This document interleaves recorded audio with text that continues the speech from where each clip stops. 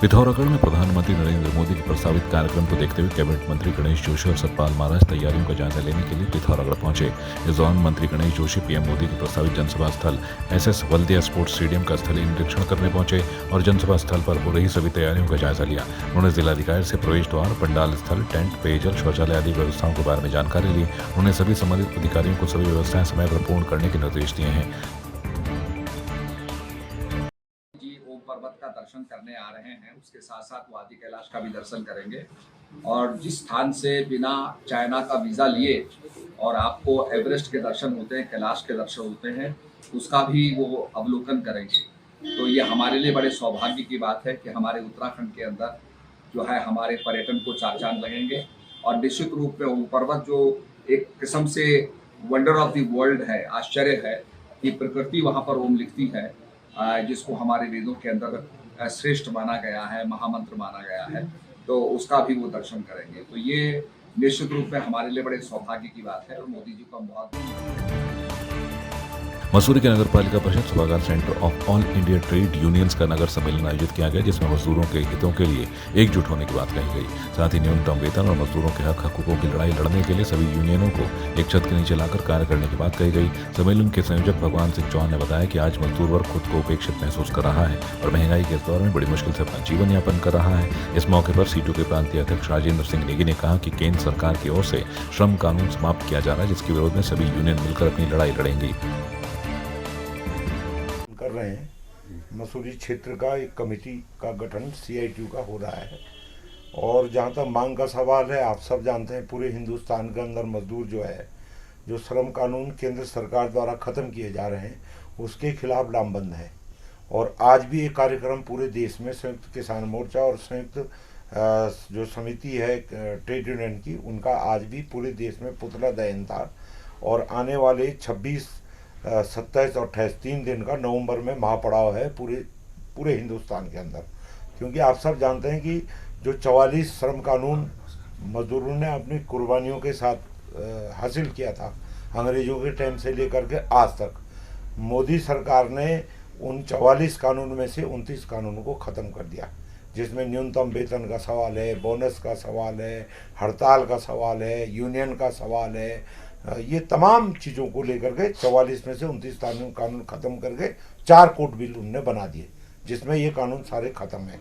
यहाँ तक कि जो श्रम मंत्रालय है, श्रम मंत्रालय के अंतर्गत आने वाले जितने भी डिपार्टमेंट हैं, उनको मात्र सलाहकार के रूप में बना दिया जाएगा और उसमें सरकार का पूरा हस्तक्षेप होगा और इसलिए उसके खिलाफ जो है लामबंदी है। बाकी सवाल है हमारा आंगनबाड़ी का है, हमारे यहाँ पर होटल यूनियन के हैं, आशा वर्कर का है, हमारे मिड डे मील वर्कर का है, जिनको कि अभी तक न्यूनतम वेतन तक नहीं मिलता है, वो लगातार अपनी लड़ाई लड़ रहे हैं और उसी का आज हम मुद्दा उठाते हुए आने वाले समय में मसूरी क्षेत्र के मजदूरों का अलग सा भी हम लामबंदी करेंगे उन मांगों को लेकर। ऑफ इंडियन ट्रेड यूनियंस का ये पहला सम्मेलन है और यहाँ पे हमारी एक्चुअली पहले से जो है हमारी यूनियनें हैं, होटल की यूनियन है, स्कूल की यूनियन है, आशाएं हैं, आंगनवाड़ी है, सभी यूनियनें हैं। तो उन सब यूनियनों को एक छत के नीचे लाने के लिए हमारे जो अब ये सम्मेलन यहाँ पे आज पहला सम्मेलन आयोजित हुआ है और ये सम्मेलन हमारा जो है उन तमाम हमारे क्रांतिकारी साथियों को जो अब दिवंगत हो चुके हैं उनको समर्पित है। और इसमें हम इस सम्मेलन में जो है श्रमिकों की समस्याओं पे जोर दिया गया है।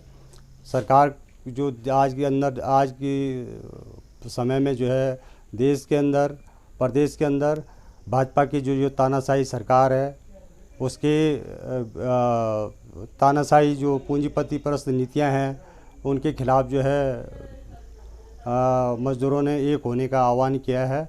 और आने वाले समय में जो है जो लोकसभा चुनाव आएंगे, उसमें जो है हमारा प्रयास होगा कि इस सरकार को बेनकाब किया जाएगा। ऐसी तानाशाह सरकार जिसने कि श्रमिकों के जो अधिकारों की सुरक्षा के लिए जो श्रम कानून बने हुए थे, उनका जो है ख़त्म करने के लिए दिशा में काम किया है। उनको जो है जो हमारी श्रम कानून थे, उनको सबको ख़त्म करके एक श्रम संहिता बनाई है।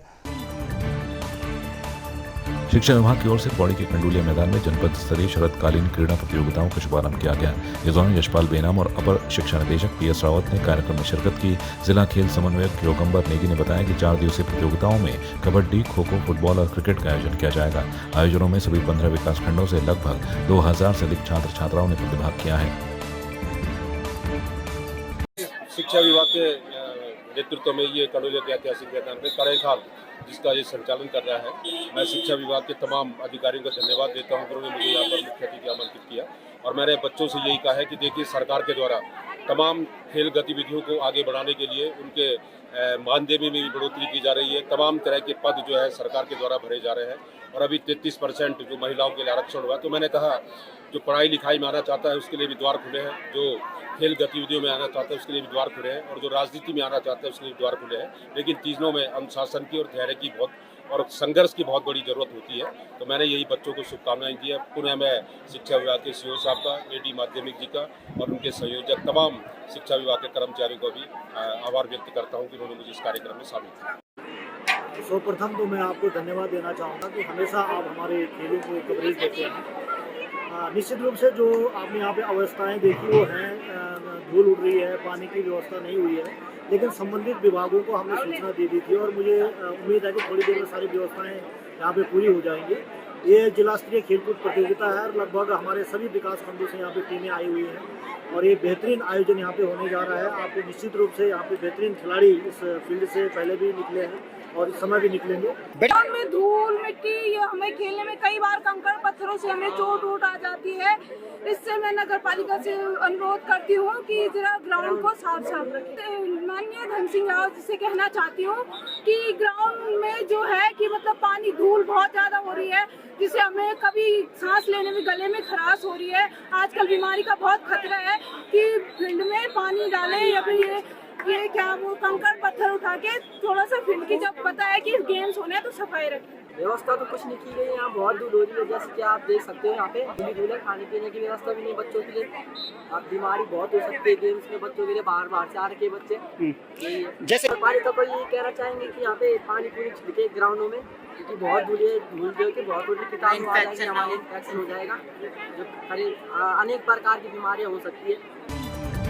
अल्मोड़ा के विकास भवन में जिला विकास समन्वय एवं निगरानी समिति की बैठक का आयोजन किया गया। इस दौरान बैठक में बीजेपी पदाधिकारियों को सम्मानित किए जाने और सदस्यों की बात नहीं सुने जाने को लेकर द्वाराहाट के ब्लॉक प्रमुख और रानीखेत जिलाध्यक्ष दीपक किरौला ने नाराजगी व्यक्त की और विरोध करते हुए विकास भवन गेट पर ही धरना देने लगे। काफी देर के बाद अधिकारियों के मनाने के बाद धरना समाप्त किया गया। का आपका विकास भवन है, ये विकास भवन नहीं रह के आज एक पार्टी का भवन रह चुका है आज, क्योंकि आज यहाँ पर दिशा की बैठक थी, लोग अपनी समस्याएं लेके आए हैं, बहुत सारी समस्याएं लोगों की, क्या कहते हैं, जनप्रतिनिधियों की भी है। वहाँ पर आज ये देखने को मिला कि सांसद, क्या कहते हैं, यहाँ पे भाजपा के कार्यकर्ताओं को जिले में सम्मानित किया जाता है।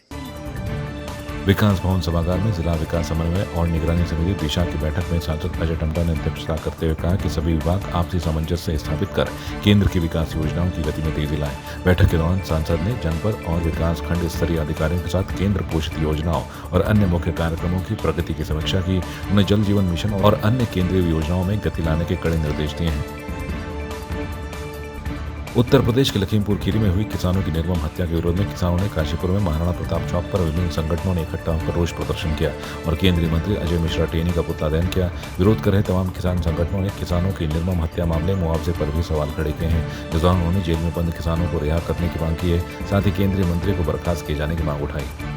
आज हम लोग लखीमपुर खीरी में जो किसान मारे गए थे उनको न्याय दिलाने के लिए इकट्ठे हुए हैं।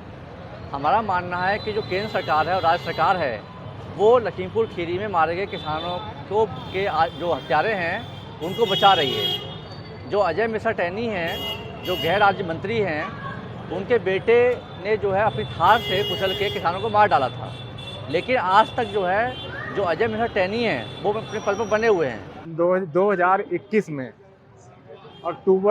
3 अक्टूबर को हमारे तमाम किसानों के ऊपर जो एक प्रदर्शन कर रहे थे उनके ऊपर पीछे से लाके अजय टैनी ने गाड़ी चढ़ा दी और वहाँ पे कई लोगों की हमारे मौत हो गई और जिंदा मुर्दा भी बहुत सारे लोग हैं। लेकिन आज तक तमाम साक्ष्यों के आधार पर उसको कुछ नहीं हुआ। साक्ष्य जो हैं वो उनको किनारे कर दिया गया और अजय टैनी खुलेआम घूम रहा है और मंत्री है वो, और वो सांसद में बैठता है। तो ऐसी सरकार जो बिल्कुल बेदर्द सरकार हो, जिसे किसी का दर्द ना हो देश के लोगों का, ऐसी सरकार की हम बहुत घोर निंदा करते हैं।